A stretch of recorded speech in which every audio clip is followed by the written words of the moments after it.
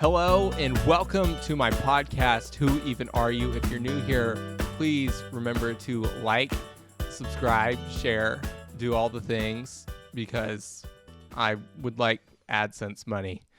Okay, today on my show, I have a very special guest and his name's Ron. And Ron here is a 911 operator for a very large city. I can't disclose what city it is, but he does work in a large city. Anyway, Ron, who even are you? Oh, I'm him. I've been working at 911 in a very large city for about 2 years. I work there 5 days a week, between 40 and 50 hours a week. Okay, let's dive right in here. Do you ever have like Karens call you? Probably 30% of our calls are Karens. What are their calls like? Karens don't like that they can see a homeless person in public and want the police to go out there and stop them. Or they don't like that McDonald's didn't refund their money after they ate half their meal, or that their neighbor parks on the street. I've never met a more entitled group of people than 40-year-old white women who like to call an emergency line to complain about the least important things you could imagine. Nobody ever uses the non-emergency No, line. you'd be shocked. It's incredible. It's incredible how many know people. It existed. Oh, it's there. It's there. No one uses until it. I got married, and my wife was like, "Oh, just call a non-emergency line." I was like, "Oh, Yeah. okay." No one knows it exists. It's great. People, or they like to call 911 and say, "Can you send me to non-emergency?" When it's the most, you can misspell every letter in the word when you're Googling it, and it'll pop up. And it's incredible how no one knows it exists. So, do Karens, when the Karens call, they're calling you in like you're the artillery, the cavalry's coming. Oh yeah, they think we're their secret weapon. They're like, if I call him, he has to send the police because I asked. And their least favorite thing, most of them have never been told no their entire lives. So then when they call us on something that's not a crime on the emergency line, and then I get to tell them this is not a crime, they're not doing anything wrong, we're not sending the police. They just think if they yell or if they hang up and then call back again, they're going to get a different operator? Yeah. Do you ever frequently get like recalled? Oh yeah, we talk to each other. We're like, hey, by the way, this woman's about to call back and she might tell you a different story, but this is what happened. I should have done this at the beginning. Set the scene. What is the 911 operating room like? Is it like, in the Chicago 911 shows where it's like a big dark room? You think tons of computers? Oh yeah, there's tons of computers, but one thing that I think would surprise a lot of people is our city has probably 400,000 people in it, and at any given time there's going to be between 5 and 8 people answering the phones. People think that there's a lot more and that we're all connected and that we handle everything, but it's, for the most part, it's usually between 5 and 8 people that are answering these phones for the entire city.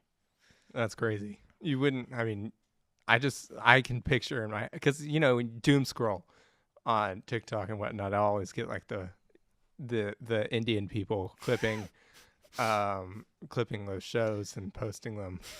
And it's always like a 911 operator. And it's always posed as a 911 operator. The woman 911 operator is a hero. Oh, yeah. No. And she's guiding the people that's somebody's stuck in the trunk. And you're like, just stay calm. And yeah, you would think. No, it's mainly Karens calling, people who see homeless in public and don't like that. Baby mama drama, baby daddy drama. Okay, what's that like? Oh, it's the same people. We probably have the same 20 couples that hate each other and should not be together at all, and then just fight and call us every day. A lot of people think that like they get into an argument that you call the police, and it'll be the most basic stuff, and like that I've gotten calls that their roommates took their food out of the fridge and they want the police to come out there and explain to them that they can't do that. And people's favorite thing to do is get protective orders or restraining orders on their partners and then invite them over to stay the night. And then as soon as they get into an argument, call the police and say that somebody they violated. Yeah. It's absurd. Or they try to trap them. That happens all the time. Like, they have a protective order, and then they'll text them and be like, I miss you, come over. And as soon as they get there, call us and be like, oh, he's here and he's violating his protective order. Like, it's absurd. And do you have, at that point, do you have to send police? Yeah, we have to. It doesn't mean we're gonna make like an arrest. Like if they have like evidence that they were invited over, then it doesn't matter. It's a lot of it's like multifaceted, and it's never like the same thing. But I don't think there's anything that prepared me for marriage better than having to listen to people who should not be together or make children together call me every single day, multiple times a day. I think That's your premarital counselor. I have a PhD now. I know exactly what to do. You can diffuse all situations. Oh, absolutely. Or just I know the right thing to say to just get it going immediately. Incredible. I mean, I'm married too, so I'll get in these arguments, and it's crazy the amount of times that I just have 911 ready to go. Of course, because they'll come and they'll solve all the issues. They do. If you just call the police on your significant other, they're gonna come out there, and everything's gonna be great now, and you win the argument. Also, if you call before they call, you automatically win, no matter what. It's incredible. There's your trump card right there. Of course.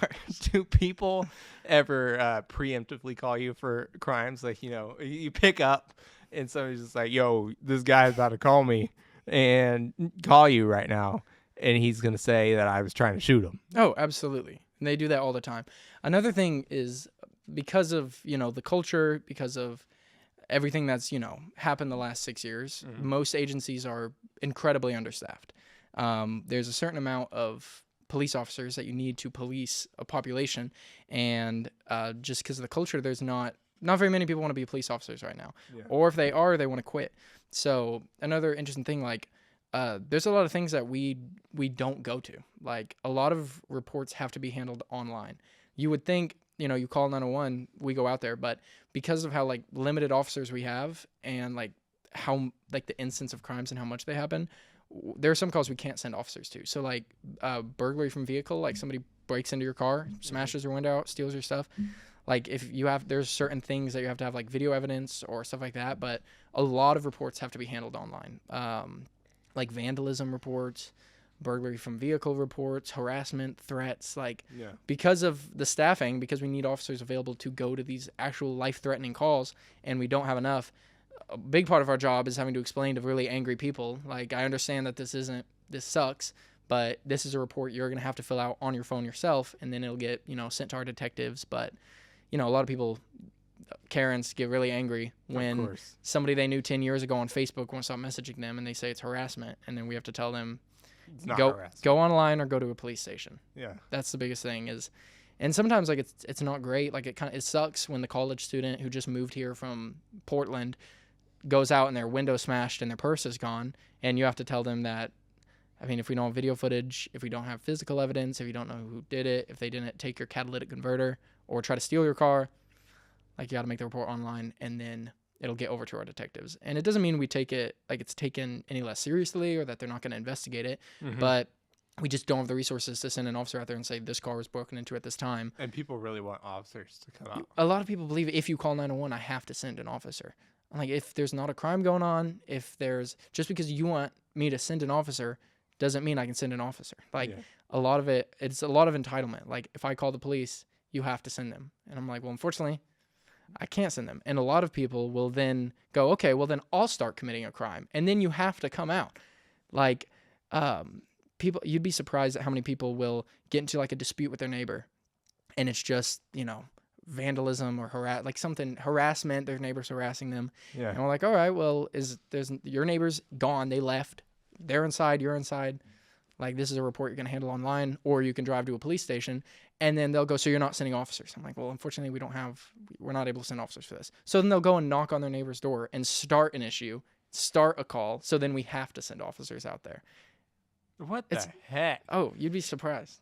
And just in their head, it's like, they're justifying the means. They're like, I broke the system. If I just commit a crime and disturb the peace, then, like, officers have to come out here. But that means they don't see at the end of it and be like, oh, wait, now I'm receiving the they don't know that. They don't see that I could just put in the comments of this call, tell the officers, hey, by the way, this started out as a civil issue, an issue that needs to be handled by the court, and the caller escalated it and turned it into this. Like, we talk to them. Like, they know they can listen to the calls if they want to. Like, yeah, that's absurd. That's insane. Do you ever have someone from like the defund the police movement call you and like, can you tell that someone from defund the police? Sometimes. So like there are people who Does it eat them up? Oh, inside there's that they nothing have worse. to call you? There's nothing worse than when they call us and they hate us. They hate the police. They'll tell us how much they hate us. They'll yell at me because they think I'm a police officer, and I have to explain to them I'm not a police officer. And they're like, "Well, you answer 911 calls. You are." And I'm like, That's not how that I works. do not. I can grow my hair really long. I do not drive the fast car. You'd actually be surprised. At least in the city that I'm in, it's actually we get the opposite a lot. So people Love the police. Yeah, people who love the police will call, like, for example, like protests. Like a lot of people will protest. They'll stand on the side of the roads with signs, or they'll have megaphones yelling profanities towards a certain president. And these people who, constitution-loving, gun-loving Americans call, and they're yelling profanities. You guys need to come out here and shut this down. And we're like, well, unfortunately, or are they walking in the roadway? Are they like threatening people? Like, well, no, but they're all standing on the side and they're yelling profanities and they're picketing. You guys need to send officers out here. Yeah. And then we're like, they're expressing their, freedom of speech. They're expressing their First Amendment right. At this time, they're not doing anything illegal. I understand that you might not like the things they're saying, but we don't police language. And as soon as you throw the Constitution, you say the First Amendment at somebody, it shuts them down immediately because inside they love the Constitution. They're like, no, my First Amendment right, but also I don't like that they have the. You'd be surprised. It's usually the opposite. It's usually people wanting to shut down freedom of speech and protest and stuff because they don't like what's being said. Yeah, a fascist. Oh, dude, these fascists, these awful human beings. Yeah, it's ridiculous. That's crazy. Well, if we're gonna talk about the gun-loving Americans, do conspiracy theorists ever call you? Oh yeah. A guy a little bit ago, he called me. He was at the zoo, and this is a normal human being. They don't have any kind of mental issues.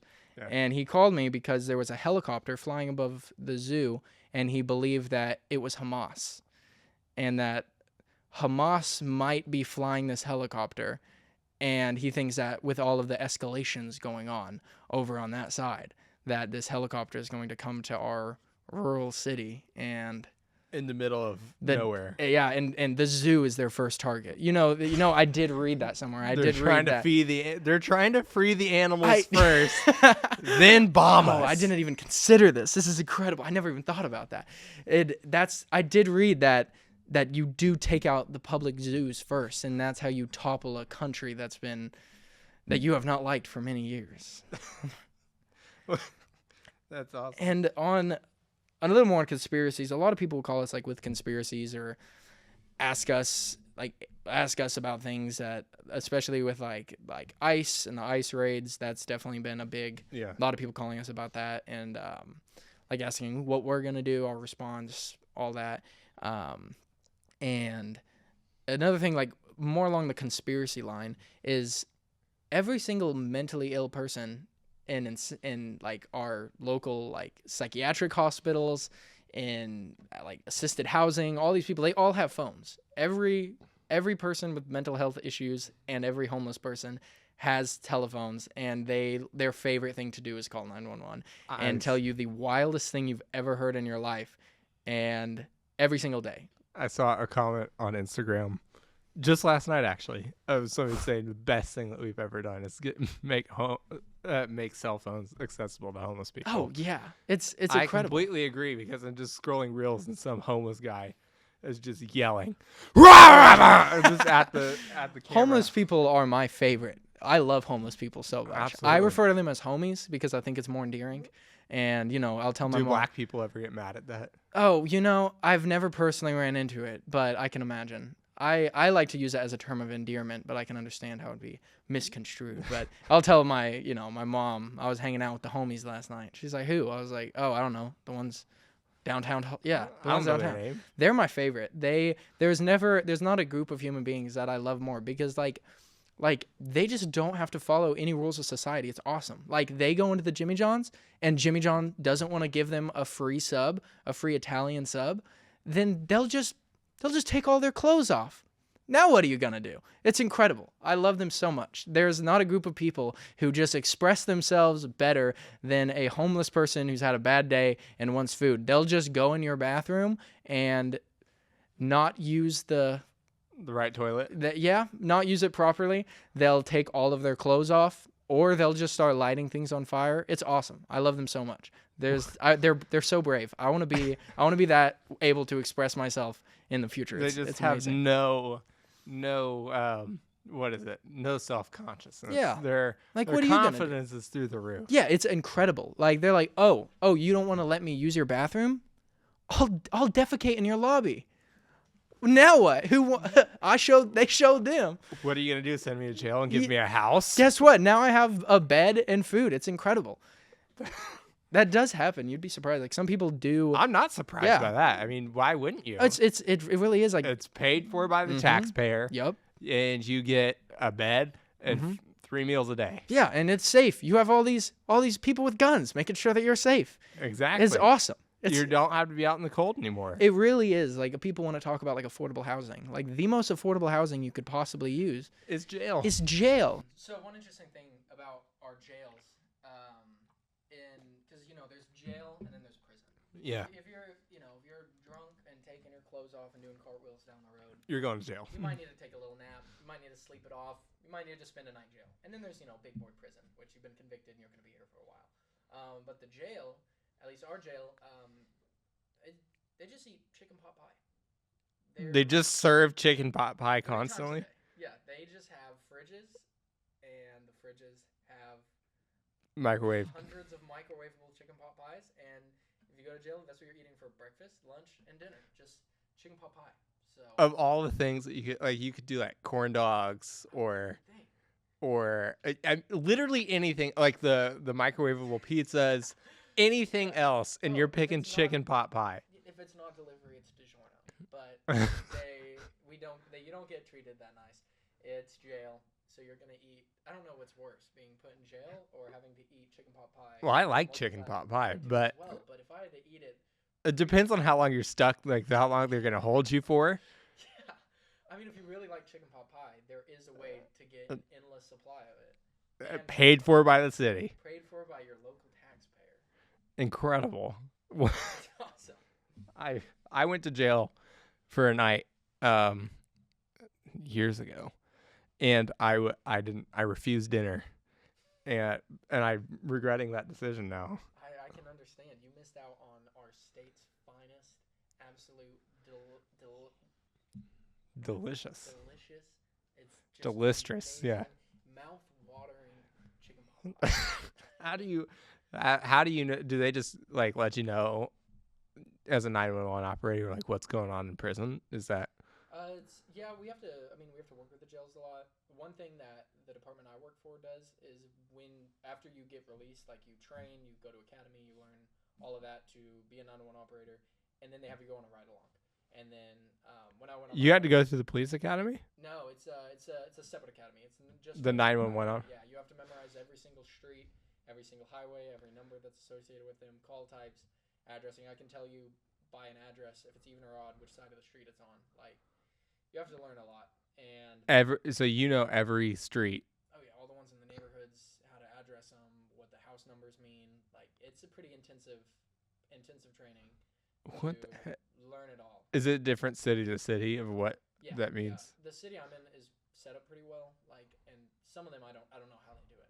Ours is pretty. Because it's a grid. Yeah, it's like a grid. It's good geography. It's a lot like New York, New York City, just grid system, numbers, names, So it's pretty good, but it's still hundreds of streets that you have to memorize. Yeah. Give as soon as they say a number. That's why I love this city, because it's I know. I lived in Tennessee and Nashville for a little bit, and all the roads out there are curvy. So nobody could tell me where to go because. You just have to map it. And I like this place because you get to say wherever. All of our intersections are beautiful. They're just T's. I'll go to another city and on my right, do I take a right or a left? And you don't know. They're you take a slight 45-degree right, slightly off. Yep. It's ridiculous. I wish I grew up here. I didn't really leave I went on vacations and whatnot.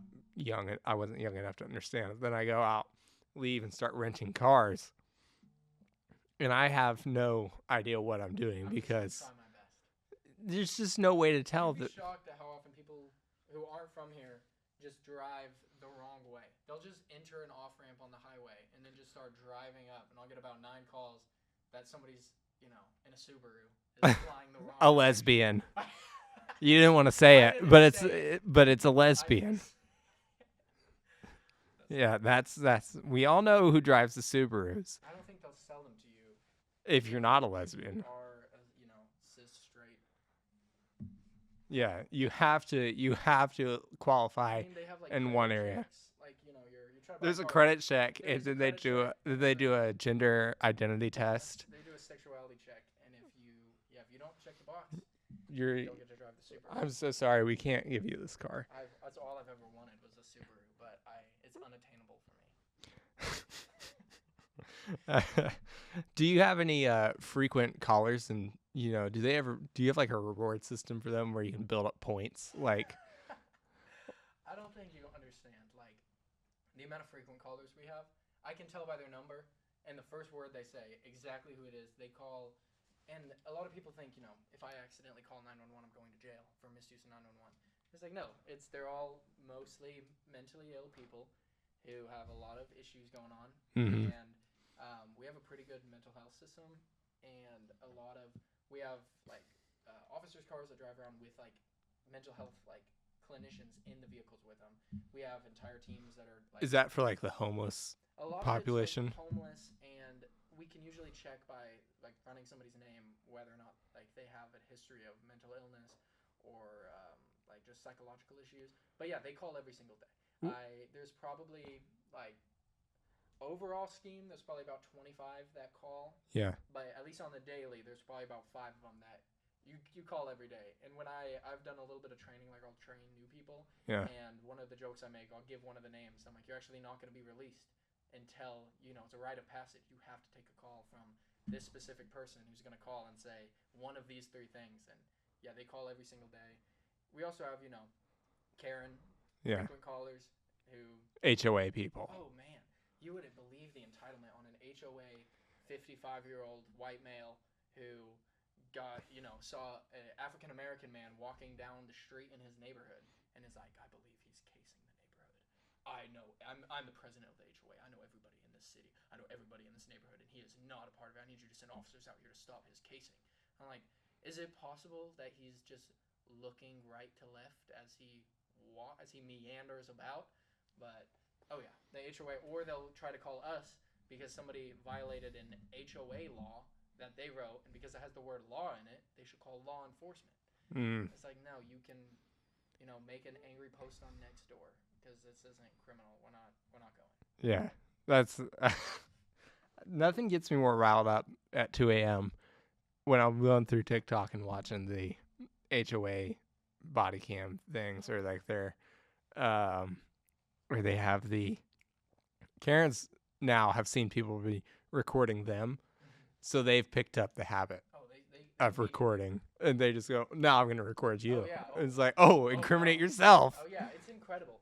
You'd be surprised at how many people incriminate themselves on calls. Like, I took a call once from this guy, and he calls me, and he's like, "Hey, I'm stuck in this car. I'm really scared. Like, this guy, he's like not letting me out of the car, and he stole my money. He took this from me, and he won't let me out. I need you guys to come out here."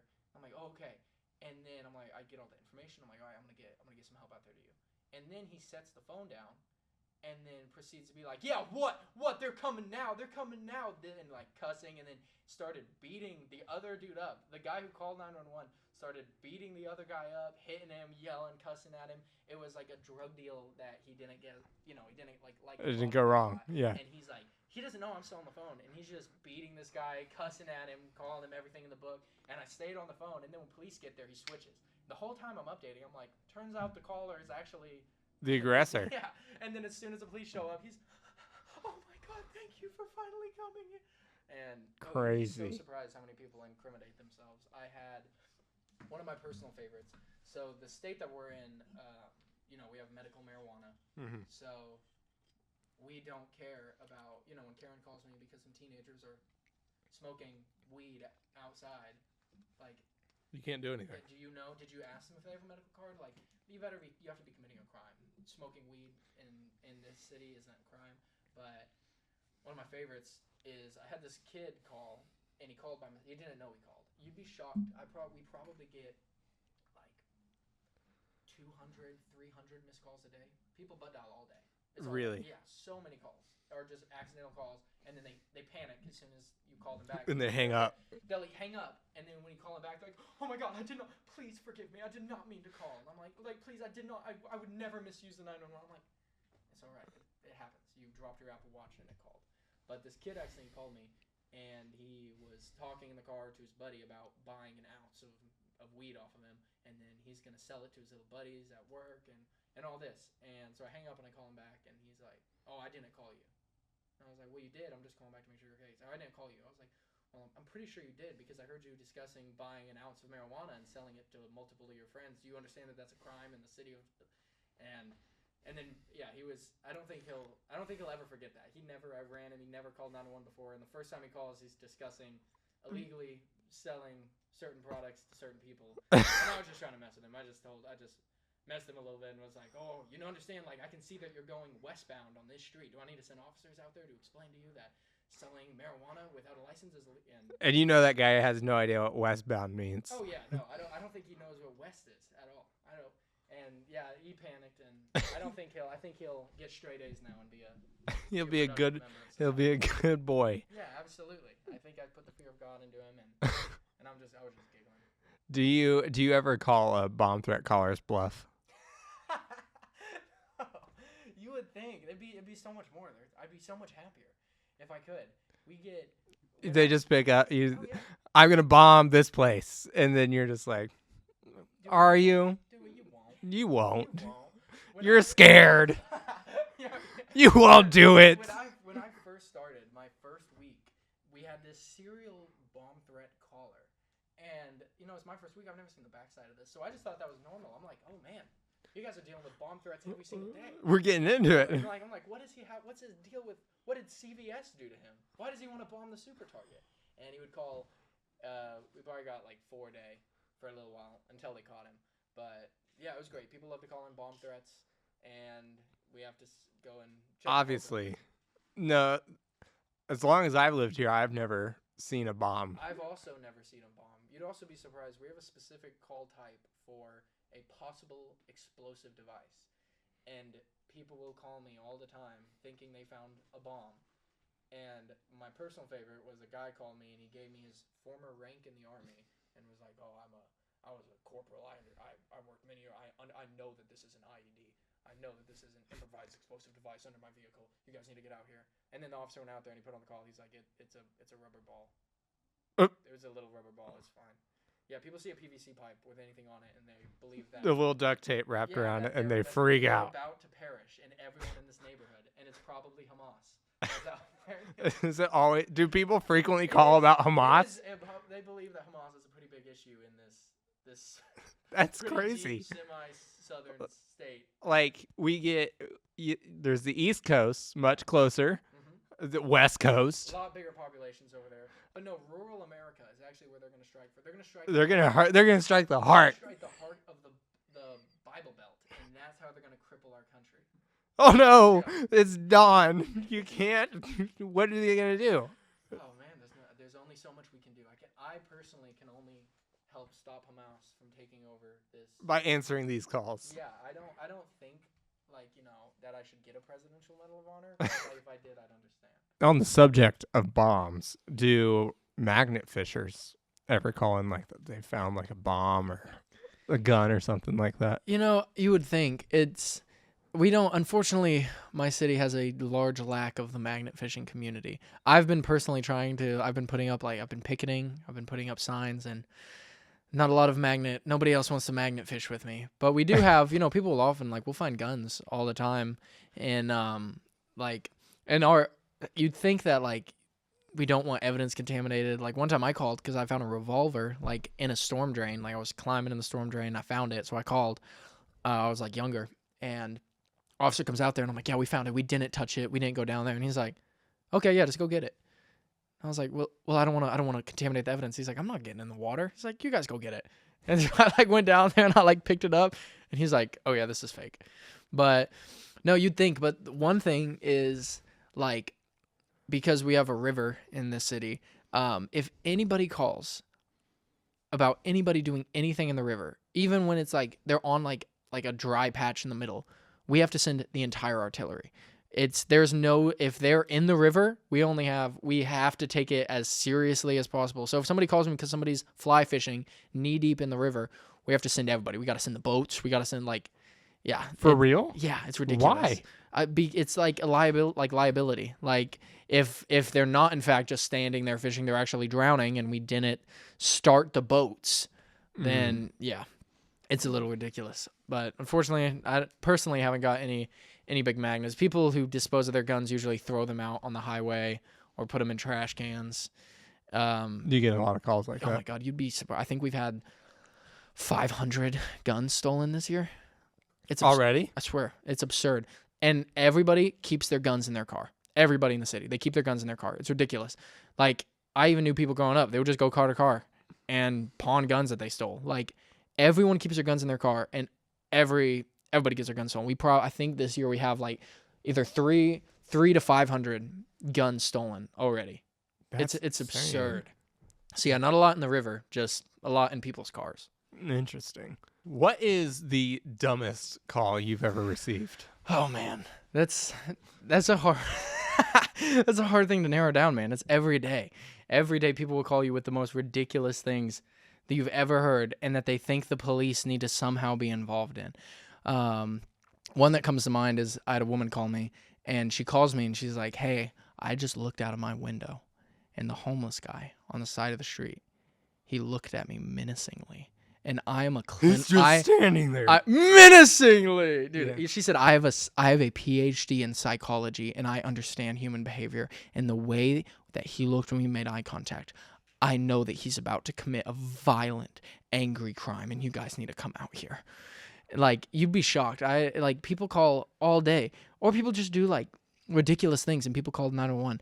I have this 10-year-old who's a serial urinator.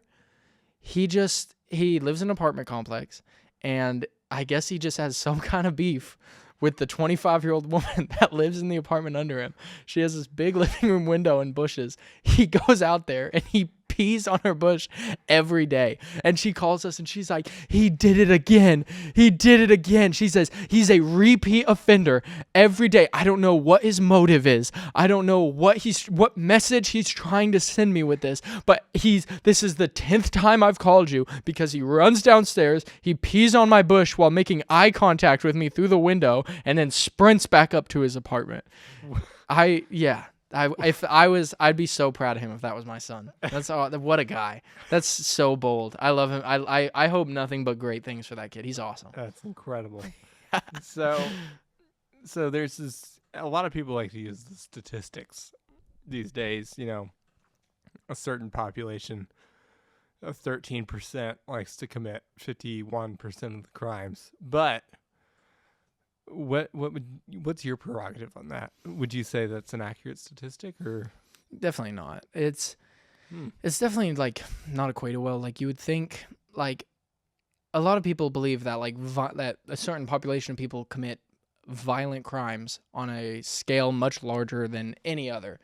And like, the one thing is, like, violent crimes almost always happen to people you know. Like, the instances of random violent crime, like, is very limited and does not happen often. It's just like the kind of friends that people have, and when you have certain friends that, you know, weren't raised well, just grew up with a different culture that we don't understand, or just like had a lot of I think I've been very lucky to, like, my support system. Like, I've been very lucky to being able to grow up the way that I did, but a lot of people don't have that luck, and they were never taught like coping mechanisms and how to handle their anger in the way that we did. But yes, it's definitely a inflated statistic. violent crime does not happen with like a certain population of people. And from my personal experience, working in a city with 400,000 people, it's white people that are committing so many. Oh my gosh, so many crimes. They have an audacity to themselves of committing crimes. It's absurd. But no, I don't think it's not like shooting each other. It's like crazy things. Oh yeah. White people they crash out. They gotta do something about the whites. Yeah. But no, it's definitely. I don't think it's a fair statistic, and I think people misrepresent what it means and kind of what it actually, if you break it down, like what it looks like. I think that a lot of people like to use that statistic to like, people have pre-existing racist ideas and they like to use a certain statistic or certain stereotypes and all that to, justify their own hatred for other people. Mm-hmm.